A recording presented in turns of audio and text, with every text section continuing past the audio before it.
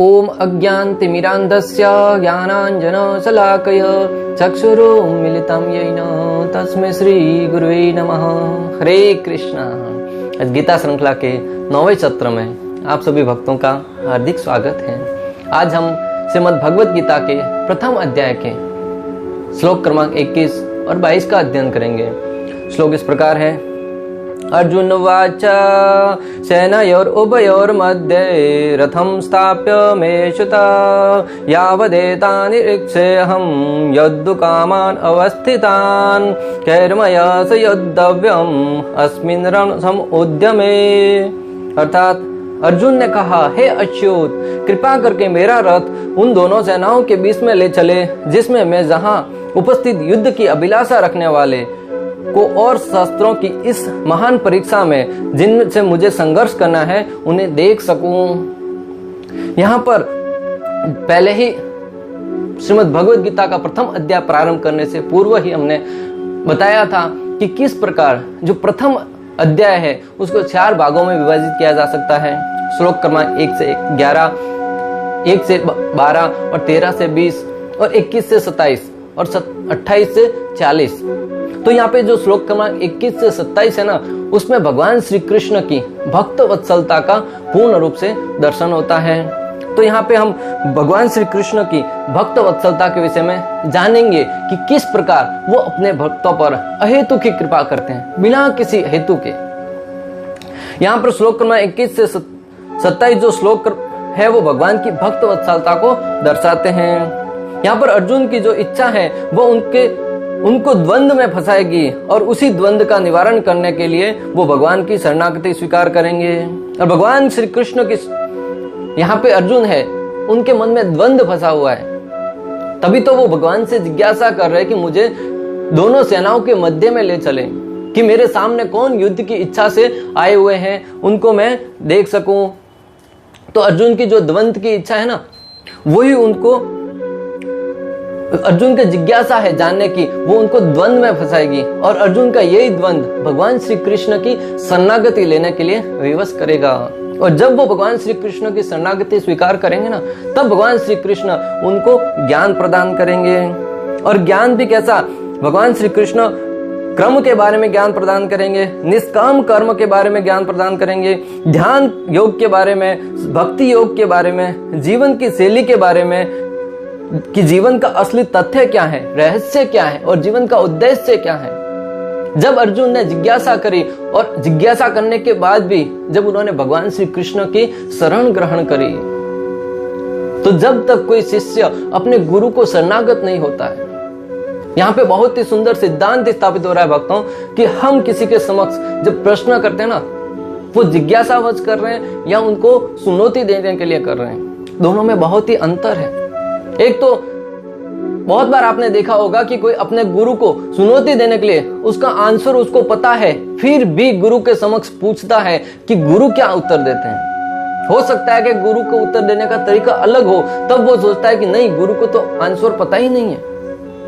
तो जो शिष्य है, उत्तम शिष्य की परिभाषा है कि वो गुरु के समक्ष उनके शरणों में पूर्ण शरणागति प्रदान करके, कि जो गुरु कहेंगे वो मेरे लिए सर्वसत्य होगा।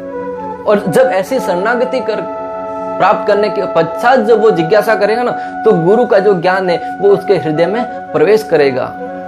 वरना अगर जो शरणागति प्राप्त नहीं किया है और चुनौती देने के लिए गुरु से सामने प्रश्न करता है, तो गुरु जो उत्तर देना चाह रहे हैं ना, उसके अंदर भी शिष्य है वो प्रश्न ढूंढेगा, उसको उत्तर जाने की कोई जिज्ञासा नहीं है।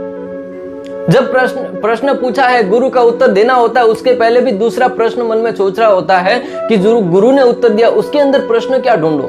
और ऐसी महत्वाकांक्षा आज भौतिक जगत में बहुत कहीं अधिक मात्रा में बढ़ गई है। लोग अपनी जिज्ञासा अपने गुरु के समक्ष रखते हैं, परंतु गुरु के उत्तर देने से पूर्व ही दूसरा प्रश्न सामने दाग देते हैं। जो भौतिक जगत का ज्ञान है उसको आध्यात्मिक ज्ञान के समान तुलना करते हैं। तो यहाँ पे बहुत ही सुंदर सिद्धांत स्थापित हो रहा है कि अर्जुन भगवान श्री कृष्ण की शरणागति स्वीकार करेगा। अर्जुन यहाँ पर यह देखने के लिए व्याकुल है कि कौन कौन योद्धा है, यहाँ पर युद्ध की इच्छा से एकत्रित हुए हैं, और कौन कौन है जो कौरवों की तरफ से खड़े होकर अधर्म का पक्ष ले रहे हैं। अर्जुन भगवान श्री कृष्ण से रथ दोनों सेनाओं के मध्य लेके जाने के लिए इसलिए कह रहे हैं कि अर्जुन जानना चाहते हैं कि कौन योद्धा है जो कौरव पक्ष की तरफ से युद्ध करने के लिए आए हैं, और वो कौन योद्धा है जो अधर्म का साथ देने के लिए आए हैं। क्योंकि अर्जुन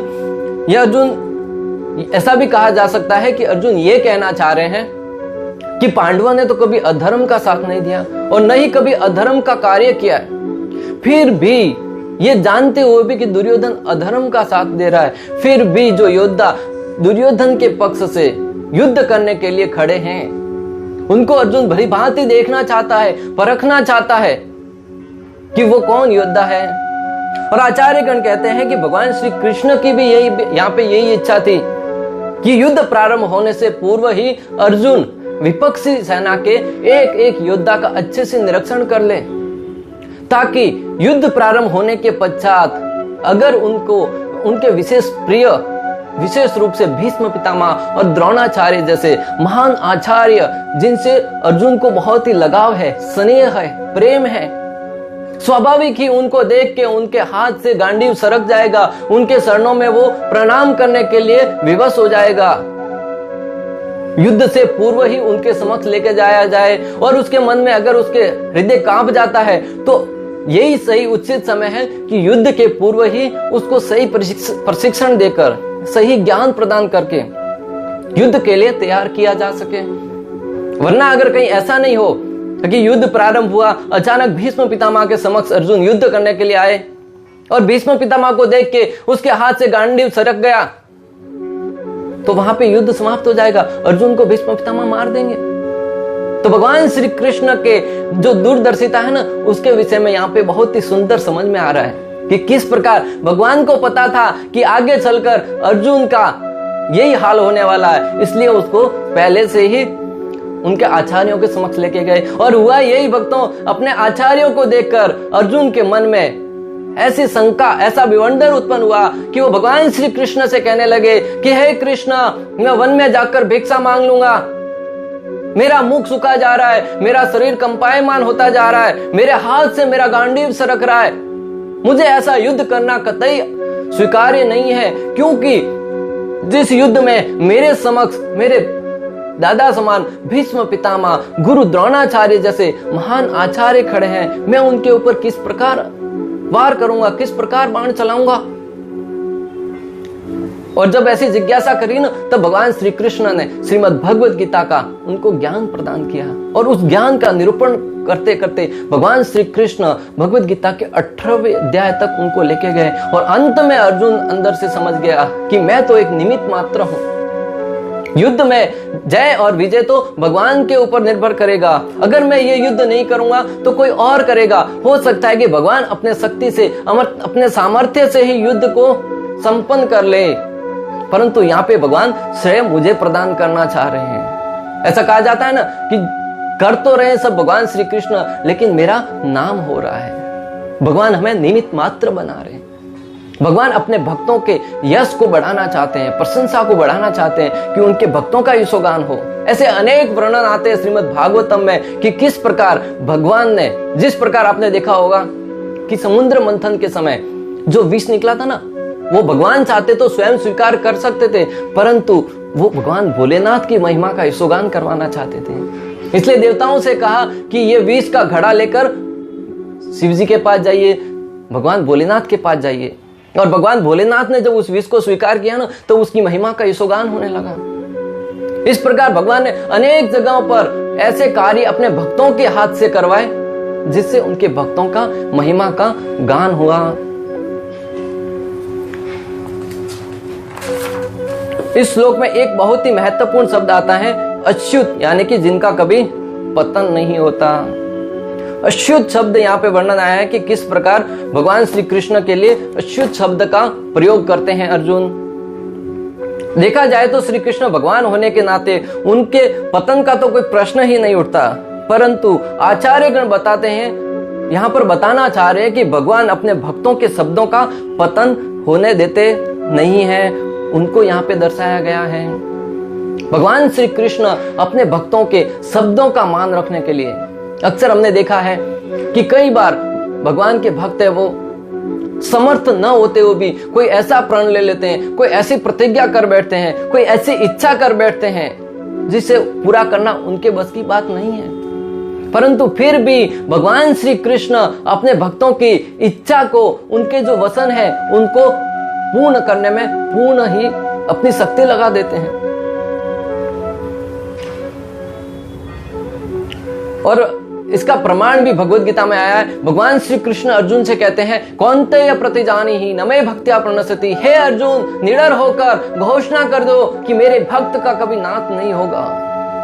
भगवान श्री कृष्ण ने पूर्ण रूप से अपने भक्तों को आश्वासन देते हुए ये बताना चाह रहे हैं कि किस प्रकार जिस किसी भक्त ने श्री कृष्ण के चरणों का आश्रय ले लिया है ना, उसका कभी पतन नहीं होगा। भौतिक दृष्टि से देख लगेगा कि किस प्रकार वो व्यक्ति भौतिकता से संपन्न नहीं है, धन उसके पास कम है, परंतु आध्यात्मिक दृष्टि से उसके जीवन का कभी पतन नहीं होगा। भगवान श्री कृष्ण भक्त वत्सलता का बहुत ही सुंदर उदाहरण प्रस्तुत करते हैं। यहाँ पर अच्युत शब्द का बड़ा महत्व बताया गया है, क्योंकि भगवान अपने वचन को तोड़कर भी भक्त के वचन का मान रखते हैं। ऐसे अनेक जगह पे वर्णन आया है कि किस प्रकार भगवान श्री कृष्ण अपने वचन को तोड़कर, अपने शब्दों को तोड़कर अपने भक्त के शब्दों का मान रखना अत्यधिक आनंदित महसूस करते हैं। हम तो अगर कुछ वचन दे देना, भीष्म पितामह का ही वचन देखिए। भीष्म पितामह ने ऐसी प्रतिज्ञा करी थी कि द्रौपदी का वस्त्र हरण देखते हुए भी वो अपनी प्रतिज्ञा नहीं तोड़ पाए। ऐसे अनेक उनके जीवन में ऐसी बातें आई, तब वो अपने जीवन में अपना वचन है, अपना जो प्रतिज्ञा उसको नहीं तोड़ पाए। परंतु धन्य है भगवान श्री कृष्ण, उन्होंने भीष्म पितामह का वचन रखने के लिए एक दिन के बाद भक्तों कुरुक्षेत्र का युद्ध स्थल में बहुत ही घमासान युद्ध हो रहा था। भीष्म पितामह अर्जुन के समक्ष आते हुए भी अर्जुन को मार नहीं रहे थे। एक दिन दुर्योधन ने देखा कि किस प्रकार भीष्म पितामह समर्थ होते हुए भी अर्जुन के ऊपर अब शक्तिशाली बाण उपयोग नहीं कर रहे हैं जिससे अर्जुन का वध किया जा सके। तब दुर्योधनात्मक व्यंग्यात्मक शब्दों में भीष्म पितामह का उपहास उड़ाते हुए उनको व्यंग्यात्मक तरीके से बताते हैं कि किस प्रकार है भीष्म पितामह, तुम युद्ध तो मेरी तरफ से लड़ रहे हो, परंतु तुम्हारा जो हृदय है वो पूर्ण रूप से अर्जुन के साथ है। तुम चाह कर भी अर्जुन को मार नहीं रहे। तुम हमारे सेनापति होते हुए भी अगर अर्जुन के ऊपर वार नहीं करेंगे, अर्जुन को मारने की इच्छा से जब वार नहीं करेंगे, तो फिर इस युद्ध का औचित्य क्या है? क्यों नहीं तुम अपने बाणों को त्याग देते? जब ऐसे अनेक प्रकार के दिल को छूने वाले वाक्य भीष्म पितामह ने सुने ना, तब उन्होंने प्रण लिया कि हे दुर्योधन, मैं प्रतिज्ञा करता हूं कि कल अर्जुन का वध कर दूंगा, अर्जुन के साथ साथ उनके 500 भाइयों का भी वध कर दूंगा। कथा बहुत विस्तार से, परंतु सार रूप में हम यहाँ पे समझने का प्रयास करेंगे कि दूसरे दिन भीष्म पितामह ने अपने शौर्य को बताते हुए, अपने शौर्य का प्रदर्शन करते हुए बहुत ही घमासान युद्ध किया। अपने तुनीर से कब बाण निकालते, कब उसका वार करते, अर्जुन को समझ में भी नहीं आ रहा था। भीष्म पितामह के एक एक बाण अर्जुन के हृदय को घायल कर रहा था। अंत में अर्जुन धराशायी होकर अपने एक एक बाण को संभालते संभालते उसका बाण टूटते गए। अंत में अर्जुन अपने रथ पर बैठ गया। तब भीष्म पितामह जैसे ही अर्जुन को मारने वाले थे, जैसे ही भगवान श्री कृष्ण ने देखा कि अर्जुन को मार देंगे, तब भगवान श्री कृष्ण जिन्होंने युद्ध से पूर्व प्रतिज्ञा करी थी कि मैं युद्ध में बाण नहीं उठाऊंगा, युद्ध में शस्त्र नहीं उठाऊंगा, वो भगवान श्री कृष्ण अपने भक्तों का मान रखने के लिए अपने रथ से नीचे उतरे और वहां पर दूसरा एक रथ पड़ा हुआ था, उसका पहिया उठाकर भीष्म पितामह के ऊपर प्रहार करने की इच्छा से दौड़ पड़े। और भगवान श्री कृष्ण जैसे ही रथ का पहिया लेकर भीष्म पितामह की तरफ भाग रहे थे ना, भीष्म पितामह परम प्रसन्न हो गए, अपने धनुष बाण को साइड में रख दिया और पूर्ण वीर रस का आस्वादन कर रहे थे। भगवान श्री कृष्ण ने जब प्रतिज्ञा करी थी ना कि मैं युद्ध में शस्त्र नहीं उठाऊंगा, भीष्म पितामह ने भी प्रतिज्ञा करी थी कि मैं एक दिन भगवान श्री कृष्ण आपको शस्त्र उठाने के लिए विवश कर दूंगा। तो यहाँ पे भगवान श्री कृष्ण ने एक साथ दो कार्य करे। एक तो अपने भक्त अर्जुन की रक्षा करी और दूसरा अपने भक्त भीष्म पितामह के वचनों का पालन किया, वचन को सही सत्य साबित करने के लिए अपना वचन था युद्ध न करने का, उसको तोड़ दिया, परंतु भीष्म पितामह के वचन को पूर्ण किया। तो यहाँ पे मैं आपको जो बताना चाह रहा हूं कि भगवान श्री कृष्ण किस प्रकार अपने शब्दों को तोड़कर भी, अपने वचनों को तोड़कर भी अपने जो भक्त हैं उनके वचनों का पालन करते हैं। भीष्म पितामह जानते हुए कि दुर्योधन अधर्मी है, उनकी तरफ से युद्ध लड़ रहे थे। अक्सर लोगों के मन में प्रश्न उठता है, और प्रश्न उठना स्वाभाविक है कि जब भीष्म पितामह भगवान श्री कृष्ण के इतने बड़े महान भक्त थे, फिर भी, और उनको सारे शास्त्रों का ज्ञान था, धर्म और अधर्म के विषय में ठीक ठीक जानते थे। द्रोणाचार्य भी धर्म और अधर्म के विषय में, जिन्होंने पांडवों को और कौरवों को प्रशिक्षण भी उन्होंने दिया था, इतने बड़े महान आचार्य होते हुए भी, सब सत्य जानते हुए भी क्यों पांडवों का साथ न देकर कौरवों का साथ दिया, जो कि अधर्म के रास्ते पर चल रहे थे। तब आचार्यगण बहुत ही सुंदर तरीके से समझाते हैं। अक्सर हम पढ़ते हैं कि हम अपनी इच्छा से, अपनी शक्ति से, अपने सामर्थ्य से शास्त्रों को पढ़ सकते हैं, परंतु अपने सामर्थ्य से जब शास्त्रों को पढ़ने का प्रयास करेंगे ना भक्तों, अनेक प्रकार की गलतियां कर बैठेंगे, अनेक प्रकार के अपराध कर बैठेंगे, क्योंकि शास्त्रों में ऐसा वर्णन आया है कि भीष्म पितामह ये जानते हुए भी दुर्योधन का साथ दिया। लेकिन क्यों दिया, उसको समझाने के लिए आचार्यों की टिप्पणियों को पढ़ना बहुत ही अनिवार्य है। आचार्यों के दृष्टिकोण के तरीके से जब देखेंगे ना, तब हमें समझ में आएगा कि भीष्म पितामह ने ऐसा क्यों किया। आचार्यगण समझाते हैं कि किस प्रकार भगवान श्री कृष्ण का ही ये लीला का भाग था कि अगर भीष्म पितामह और द्रोणाचार्य पांडव पक्ष की तरफ से युद्ध करने लग जाते तो दुर्योधन का खेमा तो वैसे ही निर्बल हो जाता, और भगवान की जो इच्छा थी ना कि अधर्मियों का नाश करके धर्म की स्थापना करनी है, उसमें वो सफल नहीं हो पाते, क्योंकि भीष्म पितामह और द्रोणाचार्य और दुर्योधन के पक्ष से हटकर पांडवों के पक्ष में आ जाते तो दुर्योधन वैसे ही पराजित हो जाता, और वो पराजित होकर जिंदा रह जाता, और उसकी तरफ से युद्ध करने वाले असंख्य मात्रा में योद्धा थे वो जीवित रह जाते, और वो पल पल अनेक प्रकार के अत्याचार कर रहे थे। भगवान श्री कृष्ण चाह रहे थे कि किस प्रकार एक ही साथ सारे अधर्मियों को एक साथ जोड़कर उनका सर्वनाश किया जा सके। भगवान श्री कृष्ण अपने भक्तों के भक्त पर बड़ी कृपा करते हैं। जो व्यक्ति कहता है ना भगवान को कि मैं भगवान का भक्त हूं, भगवान उनसे इतना प्रसन्न नहीं होते, परंतु जो कहता है मैं भगवान के भक्तों का भक्त हूं, कि दास दास दासानुदास, कि मैं भगवान के दासों के दासों के दासों का दास हूं, उस पर भगवान श्री कृष्ण अत्यंत प्रसन्न होते हैं। इसलिए तो चैतन्य महाप्रभु ने कहा कि हम गोपियों के जो पद कमल है ना, उनके पद चिन्हों के अनुसरण करते हुए भक्ति मार्ग को अपनाएंगे, क्योंकि गोपियों ने जिस भाव से भगवान की भक्ति करी है ना, उसको अपनाकर जब हम भक्ति करेंगे ना, तब भगवान श्री कृष्ण प्रसन्न होंगे। इसलिए तो हम भी अपने गुरु की सेवा करते हैं, गुरु अपने गुरु की सेवा करते हैं, गुरु अपने गुरु की सेवा करते हैं, और वो गुरु परंपरा के माध्यम से भगवान श्री कृष्ण की सेवा स्थापित होती है। अगर डायरेक्ट हम भगवान की भक्ति करने जाएंगे, भगवान की सेवा करने जाएंगे, अनेक प्रकार की त्रुटियां कर बैठेंगे, और उसमें त्रुटि के कारण हम अपराध के भागी बन जाएंगे। और इसका उदाहरण आता है कि कांचीपुरम में वृद्धराज, जो भगवान श्री विष्णु का बहुत ही महान विशालकाय वहां पे मूर्ति स्थापित है, विग्रह स्थापित है, वहां पर कांचीपुर नामक एक बहुत महान भक्त थे, वो उनकी प्रतिदिन सेवा करते थे।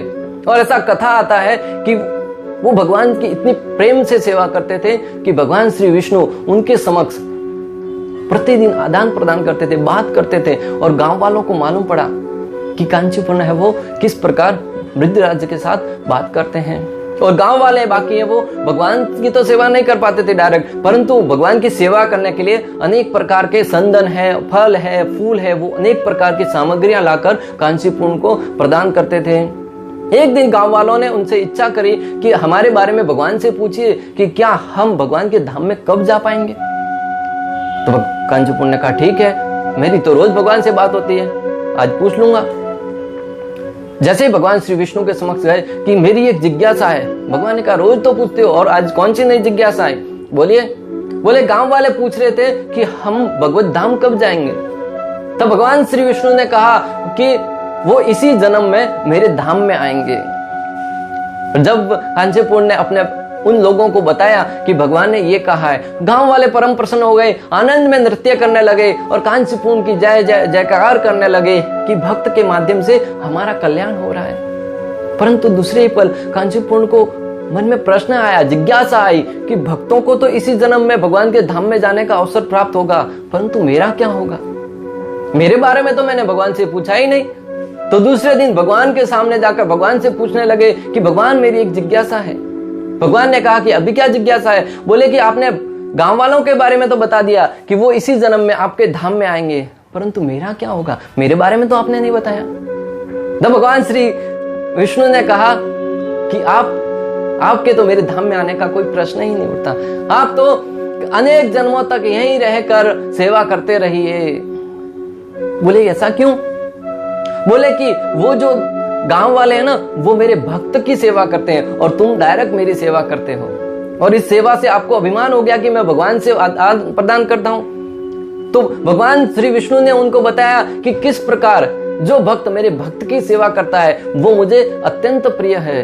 तब कांचीपुरम भगवान के सामने सारा का सारा अपना बही खाता रखते हुए, ये लो तुम्हारा सामान, ये लो तुम्हारी सेवा करने का भाव, मैं तो चला आपके भक्त की सेवा करने के लिए। और वो किस प्रकार जाकर एक दूसरे भक्त की सेवा करने के लिए जाते हैं। तब अनेक प्रकार से समझा बुझाकर पुनः उनको सेवा में लगा दिया जाता है। भगवान भक्तों के अधीन हो जाते हैं, इसलिए भक्ति आसानी से नहीं देते, धन दे देते हैं।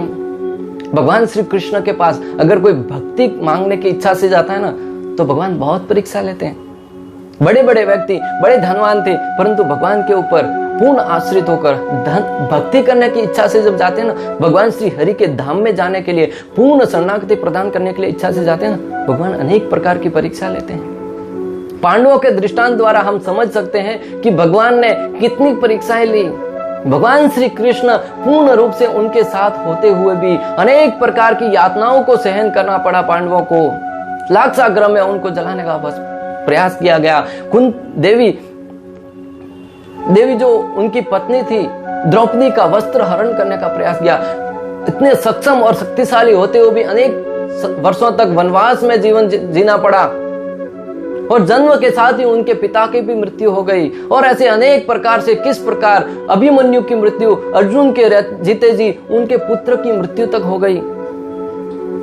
इस प्रसंग से हम समझ सकते हैं कि भगवान श्री कृष्ण अपने भक्तों को ऐसी अनेक परीक्षाओं के माध्यम से उनका हृदय शुद्ध करके पूर्ण रूप से अपने ऊपर आश्रित करना चाहते हैं। भगवान श्री कृष्ण का नाम भी है कि हरण करना। भगवान है वो अपने भक्तों का जो भी बुरे कर्म है, जो भी उनके अहंकार बढ़ाने का जो भी मार्ग है ना, उसको ग्रहण कर लेते हैं। तो पांडवों के अनेक प्रकार से उनको अनेक प्रकार के परीक्षाएं लेकर उनको पूर्ण रूप से अपने ऊपर आश्रित कर दिया, और तब भी पांडव अपने भगवान श्री कृष्ण के शरणों के ऊपर आश्रित रहे ना। हर समस्या के समय उन्होंने भगवान श्री कृष्ण को ही याद किया, और जब ऐसी शरणागति कोई प्रदान करता है ना, ऐसी शरणागति दिखाता है ना, तब भगवान श्री कृष्ण उनके ऊपर परम प्रसन्न हो जाते हैं।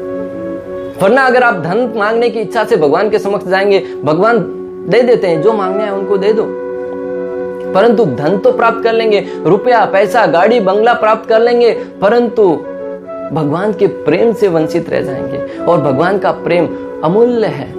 इस जीवन में हम कोई मित्र बनाते हैं, परिवार में रहते हैं, और परिवार के किसी सदस्य का प्रेम मिलता है तो हमारा हृदय फुलफिल होता है, प्रसन्न होता है। किसी मित्र से हमें कोई प्रेम मिलता है तो हमारा हृदय प्रसन्न होता है। तो कल्पना कीजिए भक्तों, जब परम पुरुषोत्तम संपूर्ण सृष्टि के एकमात्र मालिक भगवान श्री कृष्ण, भगवान श्री रामचंद्र का जब प्रेम मिलेगा ना, उनके आधिपत्य में जब हम उनकी शरणागति स्वीकार करेंगे और उनके प्रेम का हमें प्राप्त होगा, तो कितनी प्रसन्नता होगी। धन मांगने की इच्छा से जाते हैं, भगवान धन प्रदान करते हैं, और वो धन प्राप्त करके हमारे अंदर अहंकार और गर्व बढ़ता है, और वो जो गर्व है, अहंकार है, क्रोध है, वही हमारे पतन का कारण बनता है। इसलिए जब भी भगवान के पास जाए, भगवान के मंदिर में जाए, तो भगवान से प्रार्थना करें कि हे भगवान श्री कृष्ण, मैं आपकी शरण में आया हूं, मुझ पर कृपा करें और मुझे आपके शरणों की सेवा प्रदान करें, आपके भक्तों की सेवा करने का अवसर प्रदान करें। भगवान से भी दयालु होते हैं भगवान के भक्त। शास्त्रों में वर्णन आता है, आराध्या नाम अपि सर्वेषां विष्णुर आराधनाम परम तस्मात् परतरम देवी तद्यानाम समर्शनम। अर्थात समस्त आराधनाओं में भगवान श्री विष्णु की आराधना सर्वश्रेष्ठ है, परंतु उनमें भी उनके भक्तों की आराधना है वो और भी सर्वश्रेष्ठ है। क्योंकि भगवान एक बार इतना आसानी से प्रसन्न नहीं हो सकते, परंतु भगवान के भक्त है ना, उनको बड़ी आसानी से प्रसन्न किया जा सकता है। उनकी थोड़ी सी सेवा करने से, उनके सामने जिज्ञासा करने से भगवान के भक्त बड़ी आसानी से प्रसन्न हो जाते हैं। और भगवान के भक्त प्रसन्न हो गए तो अभी हमने पढ़ा कि भगवान ने स्वयं कहा है कि जब मेरे भक्त की कोई सेवा करता है और मेरे भक्त प्रसन्न हो जाता है तो भगवान स्वतः ही प्रसन्न। आज हमने ये पढ़ा कि किस प्रकार भगवान है वो पूर्ण रूप से अपने भक्तों के अधीन रहते हैं। अर्जुन श्लोक के प्रारंभ में भगवान के समक्ष जिज्ञासा करता है कि किस प्रकार वो दोनों सेनाओं के मध्य जाकर योद्धाओं के विषय में जानना चाह रहा है। और भगवान श्री कृष्ण भी यही बताना चाह रहे हैं कि युद्ध के प्रारंभ में ही वो दोनों सेनाओं के विषय में जान ले।